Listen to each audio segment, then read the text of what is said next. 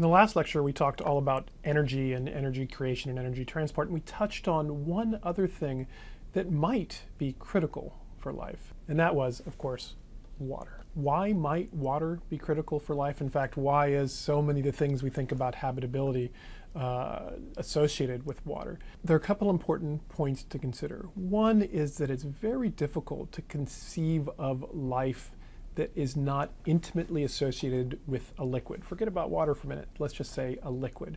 Why is that? Well, because this life is having these chemical reactions, extracting energy somehow, storing energy somehow, releasing it later somehow. All of these processes in life as we know it, in life as we can conceive it, require chemical reactions that really mostly only take place in liquids. You're not going to have gas life. I mean, imagine trying to have these chemical reactions taking place in a gas somehow in balloons or something. I don't know. It's very hard to imagine a gas life that doesn't just immediately dissipate. Solid forms, of course, you can have, imagine having solid H2O and solid CO2 and energy input, and nothing will happen. They don't react if they're in this solid form. They don't have a chance to interact in this solid form. Liquids allow them to be dissolved inside this liquid and allow them to actually have the chemical reactions that are needed. In fact, I think it's fair to say, to think of life on the Earth, including us, as basically we are these big bags made out of carbohydrates that are designed to carry water around. And we need to carry water around so that we can have the chemical reactions that allow us to be alive. Think about that next time you see somebody you don't really like walking down the street. Think, you're just a big bag designed to carry water around. Although, so are you. So we need some liquid. I think it's fair to say that that is a necessity. I can't imagine any way to make general life that doesn't involve some sort of liquid for storing, for transporting chemicals. But is it water? Do we need water? Is water something special? Well, there are a couple reasons why water is special. First, astrophysically, water is an abundant molecule in the solar system. In addition to being common, it's one of a very small number of molecules that we know to be a liquid in a liquid phase anywhere in the solar system. And it's by far the most common one and by far the most common liquid in our solar system. So those are good reasons to be intimately concerned with water. Of course, photosynthesis, the version we showed, involves water. You don't have to have water for photosynthesis. So we showed that because that's the one that's most common. So that's not a good reason to think there has to be water. There is one other good reason that water is a critical thing here, and that is that water is a polar molecule. You might have heard water being described as the universal solvent. Things dissolve in water better than in almost anything else. And the inherent reason for that is because water is a polar molecule. Let me show you what I mean by a polar molecule. Here's a sketch of what a water molecule looks like. Here's the oxygen atom here in the middle, hydrogen on the end, hydrogen on the other end. And it's bent, which is just a function of the physical chemistry of these particular atoms coming together. And what I'm showing you in the shaded part here is the residual electrostatic charge that this molecule has. Okay, let's think of it this way.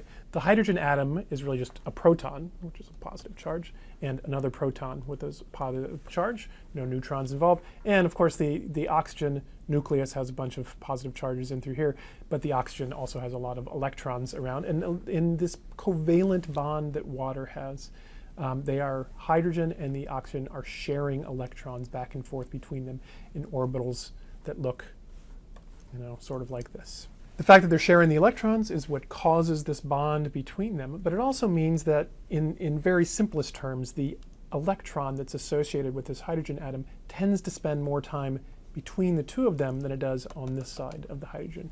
The electron tends to spend over here more time than it does over here.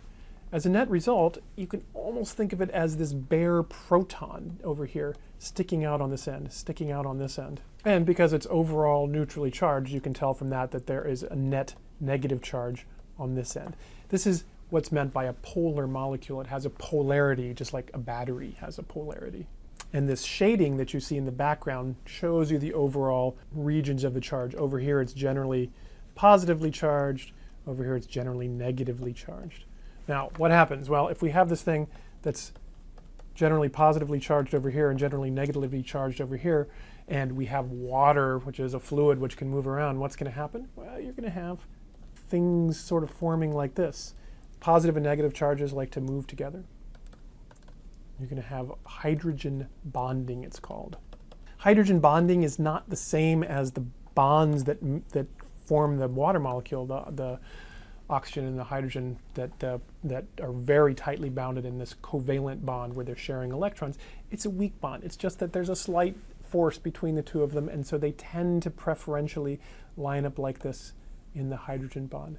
Why does this matter? Well, because not just do they do it in the water molecules themselves, but if I put some other substance in there, let's say NaCl, also known as salt. What happens to NaCl? Well, NaCl, when you put it in water, it dissolves, and when it dissolves, it turns into a positively charged sodium atom and a negatively charged chlorine atom. It turns into that because this polar molecule wants to grab onto those things. It'll attach hydrogen bond to this water molecule this way. There's the positive, positive, negative. The chlorine will be over here.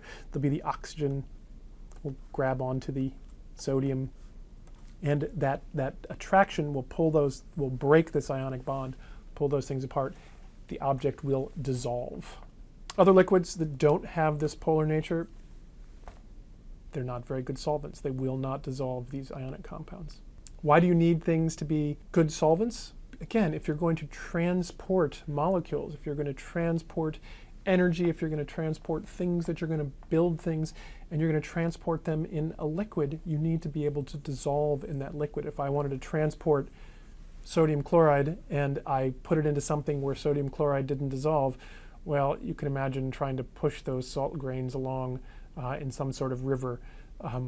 But it's a lot easier if you can dissolve the salt grain and just move tiny bits of fluid around a cell instead of trying to push salt grains, which will never actually happen. There are other reasons that this hydrogen bond is important. One other good one is that one of the reasons that water is so ubiquitous, liquid water is so ubiquitous in the solar system, is because it actually has a fairly wide range of liquid stability. At atmospheric pressure, it's from 0 degrees Celsius up to 100 degrees Celsius, and that's a wider range than most other liquids. And one of the reasons for that wide range is because it takes extra energy to vaporize water because of this extra hydrogen bonding that has to be broken to get it into vapor form. But really, the key point, I think, is this dipolar nature. Without the dipole, we would probably not have the ability to form life here on Earth. If you need a polar liquid and you're on Earth, what are you going to find for it? Well, you're going to find water. It's the most common liquid on Earth, and it's polar. Perfect for life on Earth. What about life elsewhere? Everybody's other favorite polar liquid is ammonia. Why is ammonia polar? Well, you can't maybe see it as well from here. This is the nitrogen. Here's the hydrogen, hydrogen, hydrogen. But it too is a bent molecule. The nitrogen is here like this, and the hydrogens make sort of a pyramid structure coming down like this. So you have a nitrogen on top, all the hydrogens on bottom. It's very similar to the H2O, where you have the two hydrogens down here and the oxygen up here. So you have a polar molecule with the positive charges down here on the bottom and the negative charge up here on top. If I drew it from the side, maybe I would draw it like this. Here's a nitrogen and the three hydrogens, this one sticking backwards, and the positive charges all down here, negative charges here. You get the same sort of hydrogen bonds in ammonia, and ammonia is also a very nice solvent. Where might you have liquid ammonia? We'll talk about that. Ammonia is a moderately abundant substance in the solar system. It's one of the main places you find nitrogen in the solar system. If you remember your cometary compositions, ammonia was one of the more abundant of the species. Of course, relative to water, everything was relative to water on the comets. It was only a few percent relative to water. But still, there's plenty of ammonia out there in the solar system and presumably in the universe. For most of the rest of these lectures, we're going to fixate on water itself, much the same way NASA does when it flies to Mars and with the mantra, follow the water. There's a reason for that. We need some sort of liquid to be able to have the chemical reactions for life. We need some sort of polar liquid in order to dissolve things, to carry them around. What is the most abundant polar liquid in the entire solar system? I would even be willing to bet in the entire universe, water. Let's go follow the water, see what's there.